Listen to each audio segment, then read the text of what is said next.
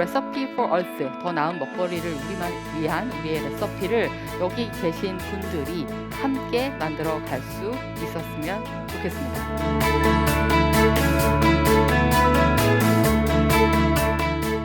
안녕하세요. 방금 소개받은 강혜원입니다. 일단 무대가 너무 화려하고 거창해서 제가 굉장히 긴장이 되는데 하여튼 좀 그래도 편한 마음으로 진행을 해보도록 하겠습니다. 제가 오늘 소개드릴 주제는 좀 Recipe for Earth, 더 나은 먹거리를 위한 우리의 레시피라는 주제로 정해보았는데요. 이게 무슨 의미인지는 뒤에서 다시 한번 설명을 드려보도록 하겠습니다. 제가 이제 키노트를 좀 해달라고 이제 그 유세영 팀장님한테 얘기를 들으면서 이 두 가지 질문을 받았어요. 보시는 바와 같이 농식품 창업팀이 함께 고민해야 할 지속 가능한 푸드 시스템과 임팩트에 대한 이야기, 그리고 그런 농식품 산업을 혁신할 스타트업에게 필요한 민간 공공의 지원. 너무 거창하죠. 이거는 거의 뭐 1년짜리 논문을 제가 써야 될 것 같은. 근데 사실 좀 다행히 1번에 대해서 이미 사실 한상엽 대표님이 많이 얘기를 해주셔서 저는 그냥 저의 시각으로 좀 편하게 말씀을 드려보도록 하겠습니다. 앞에서도 나왔던 그림인데 좀 다른 형태를 띠고 있습니다. 뭐 오늘 모이신 분들 중에 왜 농식품 산업이 임팩트랑 연결 있어를 뭐 약간 뭐랄까 챌린지 하신다거나 의심하신다거나 그런 분들은 안 계실 것 같아요. 근데 뭐 다시 한번 확인하는 입장에서 이제 전 세계적으로 그러니까 SDG라는 건 뭐 한마디로 얘기하면 인류가 함께 풀어야 할 숙제들이죠. 근데 그런 것들 중에서 농업, 식품이 연결된 곳이 어디일까를 제가 저 나름대로 체크를 해봤는데 뭐 보시다시피 반 이상이 다 체크가 되죠. 그러니까 모든 것의 시작이고 또 그 해결책이지 않나 저는 그렇게 보고 있습니다. 그거를 이제 아까 되게 복잡한 그림과 다양한 버전의 다이어그램들을 보여주셨었어요. 이거는 이제 제가 만든 다이어그램인데 마찬가지로 사실 농식품 쪽에 어떤 건드려야 될 분야, 해결해야 될 문제가 너무 많다 보니까 뭘 어디서부터 건드려야 되는지 저도 좀 궁금하더라고요. 그래서 저 자신이 그냥 굉장히 그냥 이렇게 손으로 이렇게 종이로 그려봤던 버전인데 너무너무 광범위합니다. 너무너무 광범위한데 그리고 그 광범위한 부분 어딘가를 오늘 발표하실 13개의 스타트업들이 이제 주목하고 거기에서 솔루션을 내려고 고민하고 계시다. 그리고 답을 내고 계시다고 생각을 합니다. 근데 중요한 것은 아직도 할 게 너무너무 많다. 예를 들어 저 한 군데요. 그러니까 농업 부분만 하더라도 우리가 해결해야 될 문제는 너무나 많습니다. 이걸 하나하나 뭐 제가 설명드리는 거는 사실 중요하지 않은 것 같고요.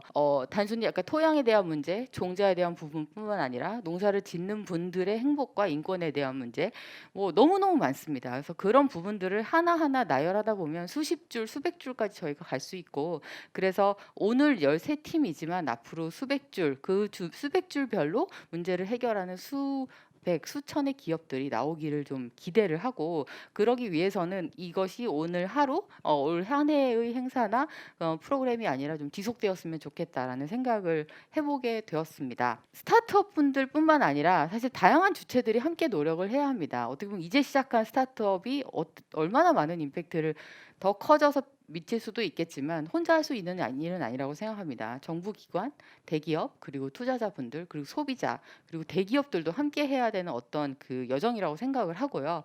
근데 그런 면에서 어떻게 해야 할까라는 고민을 저는 많이 했는데 그거를 좀 벤치마킹 할 수 있는 기회가 좀 있었어요. 그래서 오늘 제 키노트 스피치의 가장 중요한 부분은 그 벤치마킹 했던 부분들을 여러분께 소개 드리는 그런 역할로 제가 이제 가름하려고 합니다. 2018년이고요. 2년 전에 저는 스톡홀름이라는 곳에 갔다 왔습니다. 스웨덴에서 열리는 2년마다 한 번씩 열리는 포럼이고요. 사실은 올해도 열렸어야 됩니다. 열렸어야 되는데 뭐 여러 가지 사정으로 당연히 온라인으로 진행이 됐고요. 사실은 그저께 밤에 이게 온라인으로 진행이 됐었어요. 그래서 약간 제가 강의 자료를 준비를 하고 있다가 발표자를 준비하다가 이제 또 마침 또 요 타이밍이네라는 생각이 들어서 좀 감회에 젖었는데 이 스톡홀름은 딱 시작하자마자 굉장히 거창한 비유가 나왔습니다. 우리가 세상을 바꾼다 약간 이런 거죠. 그래서 이렇게 거창한 그걸로 시작을 했었고 전 세계에서 약 600여 명이 참석을 했던 그런 이벤트입니다. 다들 굉장히 유명한 기관들에서 오셨어요. 뭐 뭐 농업기구라든가 FAO 그리고 WHO, UN 등등등 여러분이 들으면 아실 만한 그런 곳들에서 오셨는데 저는 그냥 저 혼자 갔어요. 그래서 혼자 가서 이제 제 돈 내고 가서 이제 갔던 그런 이벤트입니다. 이 스톡홀름은 스톡홀름에서 여기는 열리는 세미나의 이름이고요. 그거를 주최하는 기관은 IT 파운데이션이라는 기관이에요. 그래서 이 기관은 이 왼쪽에 보이시는 굉장히 이제 아름다운 여성분이신데 그룬힐트라는 박사님이세요. 근데 이분은 약간 그런 농업, 생태계, 과학 이런 걸 하시던 분인데 이분이 이제 본인이 암을 겪으세요. 그래서 약간 건강 문제에도 관심을 갖게 되죠. 그래서 굉장히 어떻게 보면 생명의 위기를 극복하신 후 내가 아는 과학자로서의 어떤 지식이라든가 네트워크를 좀 더 지구를 위해서 또 후대를 위해서 두 번째 내가 받은 선물 같은 인생이라고 생각하고 써야겠다라고 결심을 하시고 이 이시라는 재단을 만듭니다. 근데 본인들을 뭐라고 소개하냐면 우리는 스타트업이야. 스타트업이고 거기에서 이제 어떻게 하면 지구를 더 살기 좋은 곳으로 그리고 우리가 먹는 것들을 더 나은 먹거리로 만드는지를 연구를 하는 곳이다. 이렇게 이야기를 합니다. 그래서 보시는 바와 같이 과학적인 데이터들 그리고 정책들 그리고 그런 것들이 비즈니스에 어떻게 영향을 미쳐야 하는지에 대해서 좀 포괄적으로 계속해서 연구하고 관련된 교육 프로그램을 운영하고 또한 자료들을 발표하는 그런 일종의 연구기관으로 하고 있고요. 그 기관이 전 세계 관련자들을 다 모아서 2년에 한 번씩 이렇게 세미나의 형태로 진행하는 것이 IT 포럼이다. 이렇게 생각을 하시면 됩니다. 누가 오냐 여기에는. 그래서 이제 보시면 왼쪽 위에 계신 분은 스웨덴 공주님이고요. 그 오른쪽 위에 계신 분은 노르웨이 왕자님이세요. 그리고 왼쪽 아래에 계신 분은 UN 무슨 사무총장은 아니지만 무슨 유엔의 무슨 기구의 무슨 회장님이시고 오른쪽 아래에 계신 분은 그 놀딕 카운슬 북유럽 5개국 수상들의 회의의 이제 의장님이시고 거물들이 한마디로 오신 거죠. 그러니까 이걸 다 모은 게 굉장히 대단한 거죠. 그랬기 때문에 거기에서 정말 정책적인 변화들 이런 것들이 실질적인 토의가 될 수 있는 자리가 되고요. 그런데 이렇게 그럼 유명 인사들을 모아놓은 뭐 쇼냐 그렇지 않고 굉장히 다양한 분들이 옵니다. 그래서 기업들 그리고 스타트업들이 많이 오고요. 발표를 합니다. 어떤 문제를 내가 해결하고 있는지 그리고 VC와의 만남도 이루어지고 그리고 여러 가지 활동가들 왼쪽 위에 계신 분은 여성분이신데 그냥 자기가 소셜에다 자기 활동을 알리는 그냥 개인 활동가세요. 근데 저 병 하나에 본인이 4년 동안 발생시킨 쓰레기를 다 모았습니다. 그러니까 쓰레기가 없는 거죠. 어떻게 하면 저걸 살 수 있을까? 그래서 장바구니 들고 가서 흙 묻은 채로 당근을 사 오고 비닐봉지 쓰지 않고 이렇게 해서 저 한 분이 저 정도의 쓰레기를 발생시킨 거죠. 만약에 이것이 80억 인구에게 곱하기가 된다면 쓰레기는 1도 문제가 되지 않을 것 같습니다. 그리고 이제 왼쪽 아래에 계신 분은 이제 대기업인 네슬레에서 오셨고요. 다양한 분들이 오셨는데 저는 이제 가장 주목하고 싶었던 분이 이제 가운데에 계신 분인데 마커스 사무엘슨이라고 굉장히 유명한 셀러브리티 셰프입니다. 근데 셰프가 왔다는 사실이 저는 되게 재밌었어요. 그러니까 보통은 무슨 기관에서 오고 기업가가 오고 이런 건 좀 상상할 수 있잖아요. 근데 셰프님이 오셔갖고 이제 막 발표를 하셨어요. 그래서 이분은 이제 아프리카 이티오피아 출신의 이민자고, 근데 입양이 스웨덴으로 되셨고, 그러고 나서 미국에서 활동을 하시면서 이제 미슐랭 스타 레스토랑이 되셨고, 사실 이제 오바마 대통령이 이제 발렌타인데이 때 그 영부인과 이곳 식당에서 식사를 해서 굉장히 유명해졌죠. 이제 스타 셰프신데 그분이 이제 나서서 먹거리와 종자와 그런 어떤 다양성 이런 것들에 대해서 이야기를 하는 것. 그러니까 셰프가 어떤 역할을 해야 하는가에 대한 이야기를 하는 것이 굉장히 재밌었고 이 발표가 제가 써놓은 것처럼 6월 12일이었어요. 이날 무슨 일이 있었는지 아시는 분? 한반도에 어떤 일이 있었을까요? 상상이 안 되시죠? 이날 김정은과 트럼프가 만났습니다. 그래서 그게 아침에 되게 뉴스였어요. 그래서 이제 이분이 딱 올라오자마자 막 그런 얘기를 하는 거예요. 그래서 무슨 얘기를 했냐면 한국의 먹을거리를 이야기를 하면서 트럼프가 이제 김치를 먹는다면 훨씬 더 스마트해서 배드 디시전을 하지 않을 텐데 뭐 이런 이야기를 했어요. 그래서 김치라는 그런 단어를 쓰면서 얘기를 했고 그러면서 이제 뭐라고 얘기했냐면 여기 혹시 한국에서 오신 분 계세요? 라고 오디언스한테 물어봤습니다. 일어나 달라고.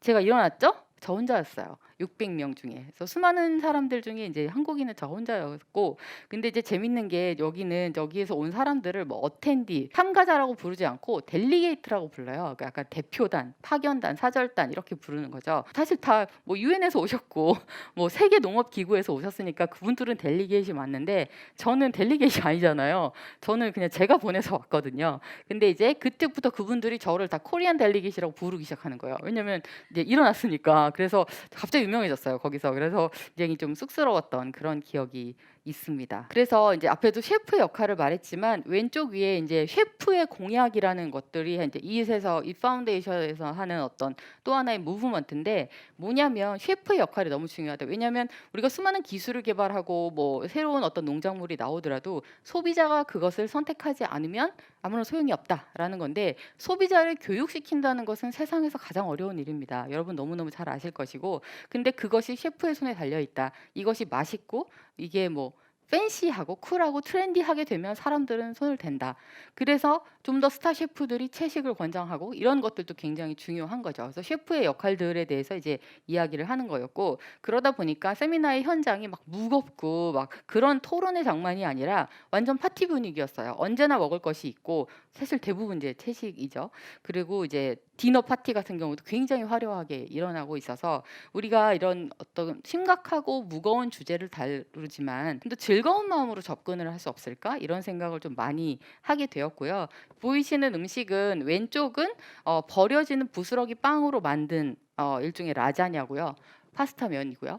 오른쪽의 경우에는 캐비아인데요. 이것은 진짜 캐비아가 아니라 뭔가 야채를 가지고 만들어낸 이제 그 페이크 캐비아죠. 근데 정말 맛있었어요. 그래서 이런 것들이 유행이 되고 이런 것들이 좀 알려지고 한다면 사람들이 좀 더 나은 음식에 대해서 훨씬 더 편하게 접근할 수 있지 않을까, 그렇게 생각을 많이 했습니다. 사실은 수많은 이제 푸드 테크 기업들이 있죠. 뭐 한때 각광을 받았던 기업들이 있습니다. 근데 이 기업들 중에는 뭐 끝까지 잘 하시는 분들도 있지만 잘 안 되는 경우도 있는 것 같아요. 왜일까 생각해 보면 맛에 대한 이야기가 굉장히 많습니다. 결국은 아무리 멋진 기술을 적용을 하더라도 맛있지 않으면 소용이 없다라는 생각을 합니다. 그 부분을 저는 이제 그 셰프들의 참여를 이끌어내는 부분에서 많은 좀 인사이트가 있었다라고 생각을 하고요. 또 하나는 팩트와 데이터들이 굉장히 많이 연구되고 제시된다는 것입니다. 아까 이제 한상엽 대표님께서도 좋은 데이터들을 많이 보여주셨는데, 사실 우리가 막연히 내가 비닐봉지 한 번을 덜 쓰면, 고기를 한 번 덜 먹으면 그것이 과연 세상에 얼마나 정말 영향을 미치는 거야에 대해서 사실 텐저블하게 손에 와닿는 숫자나 이런 것들이 없으면 움직이기가 쉽지 않습니다. 그래서 팩트와 데이터는 너무너무 중요하죠. 근데 일개 개인이 스스로 알아서 데이터를 찾아보고 어떤 움직인다거나 또는 기업이 파편화된 데이터들을 모아서 하는 것들은 굉장히 어렵습니다. 이제 정부나 어떤 기관들에서 해주셔야 될 역할 중에 하나는 이런 팩트와 데이터들을 더 모아주시고 제시해 주시고 하는 부분이 아닐까 하는 생각이 들어서 요것들이 좀 하나의 또 시사점이었고요. 두 번째 이제 퀴즈가 있습니다. 미국에서 판매되는 탑 10 시리얼들의 평균 그 설탕량, 예를 들어서 뭐 1g당 몇 퍼센트의 이제 설탕이 들어있을까요? 맞추시는 분께는 제가 선물을 가져왔어요. 건강한 시리얼이에요, 이거는. 맞힌 걸로 해드릴게요. 40%입니다. 시간이 없으니까 이거 꼭 이따가 챙겨가세요. 네. 40%입니다. 그러니까 여러분이 시리얼을 이제 건강한다고 아침에 드시는데 그냥 40% 설탕이에요. 100g 중에 40% 그냥 설탕이에요. 굉장히 이제 심각하고, 이걸 중요한 건 애들이 엄청 먹죠. 애들이 엄청 먹고, 보시면 아이들을 굉장히 현혹하기 위한 귀여운 그림들과 이런 것들이 있죠. 우리 뭐 호랑이인가요? 그 호랑이 기운 뭐 이런 거 있잖아요. 그래서 그것들을 이제 금지시키는 어떤 사례가 나왔는데, 이제 네슬레입니다. 사실은 공룡이죠. 전 세계에서 가장 큰 식품 회사입니다. 그래서 어떻게 보면 나쁜 영향을 가장 많이 미치고 있을 수도 있는데, 이 기업이 조금만 움직여주면 또한 임팩트가 굉장히 큽니다. 그래서 지금 왼쪽에 있는 그래프는 어떻게 그런 시리얼들에서 자신들이 홀그레인, 그러니까 정제된 당이 아닌 어떤 홀그레인의 양은 늘려가면서 설탕을 줄여갔는지 노력을 이제 자랑하러 나오셨어요. PR하러 나오신 거겠죠. 그래서 나오셨는데, 이제 물론 이것이 기업이 과연 너무 자발적으로 나선다는 게 사실 가능할까? 사실 정부의 푸시가 좀 있어줘야 됩니다. 그래서 칠레 같은 경우에는 법으로 정했어요. 모든 아이들이 먹는 설탕 든 것에서 귀여운 그림 빼. 애들 유혹하지 마. 그래서 보시면 이제 오른쪽에 뉴욕 타임즈에 나온 게 이제 칠레가 법으로 토니를 이제 후려쳤다 이렇게 표현을 했는데 보시면 다 바뀌었죠. 이제 저 동물도 이 동물도 이 동물도 다 그림에서 사라졌고 훨씬 더 강하게 설탕의 그람수라든가 이런 것들을 표시하게끔 바뀌었고 그래서 지금 현재는 그 일반적으로 칠레에서는 20% 이하로 다 내려와 있는 상태라고 합니다. 그래서 기업의 움직임, 소비자의 선택, 그리고 유통업체와 그리고 또 그것을 푸시하는 정부의 역할들이 이렇게 어우러질 때 변화가 만들어질 수 있지 않을까 그런 생각을 좀 많이 했고요. 두 번째는 거대 기업과 함께 스타트업들이 움직여줘야 됩니다. 그날 제가 가서 이제 수많은 스타트업들의 막 5분, 10분 스피치를 봤었는데 가장 인상적이었던 것 중에 하나는 too good to go.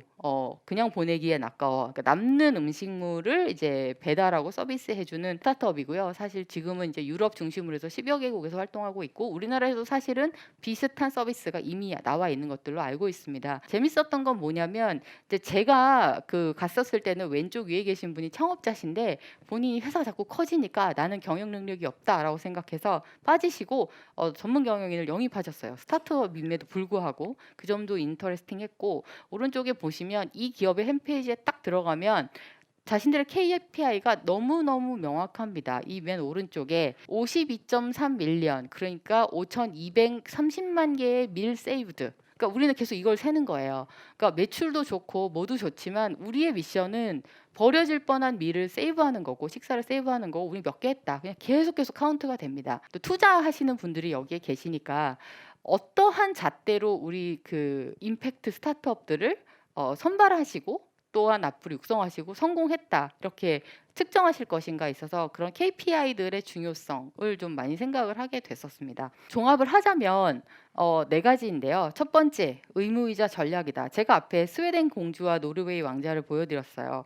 그분들이 왜 바쁜 시간을 내서 거기에 왔을까 생각을 하면 그 북유럽 사람들은 선해서 그냥 뭐 훌륭한 사람들이라서 절대 그렇지 않습니다. 그들의 되게 중요한 건 뭐냐면 그들도 사실은 농업에 있어서 수많은 식품을 생산하는 나라들이고요. 근데 위협받고 있죠. 엄청나게 싼 GMO로 무장한 미국 농산물에 위협받고 있습니다. 그래서 이들의 전략은 뭐냐면 전 세계의 표준을 올리는 거예요. 예를 들어서 뭐 항생제의 함유량이라든가 아니면 유기농의 어떤 주어지는 혜택이라든가 어떤 그 교역상에서 이루어지는 어떤 그 트레이드상의 뭐 협상권이라든가 이런 거 있어서 탄소 배출권처럼 그런 어떤 뭔가 바를 만들고 표준을 만들어서 자기네 농산물, 자기네 산업을 보호하려는 의도가 굉장히 큽니다. 그렇기 때문에 스웨덴 정부가 돈을 대줘가면서 사실은 잇 파운데이션에게 이런 포럼을 열도록 해주는 거거든요. 그래서 우리는 과연 어떠하게 이걸 바라보고 있나, 그냥 도와주는 거라고 생각하는 건가, 국가의 전략과 어떻게 연결되는가 하는 부분들도 한번 생각해봤으면 좋겠고요. 복잡성, 아까 이제 수많은 도표로 굉장히 복잡한 문제라는 거를 이야기를 했었기 때문에 그 복잡성을 좀 받아들이고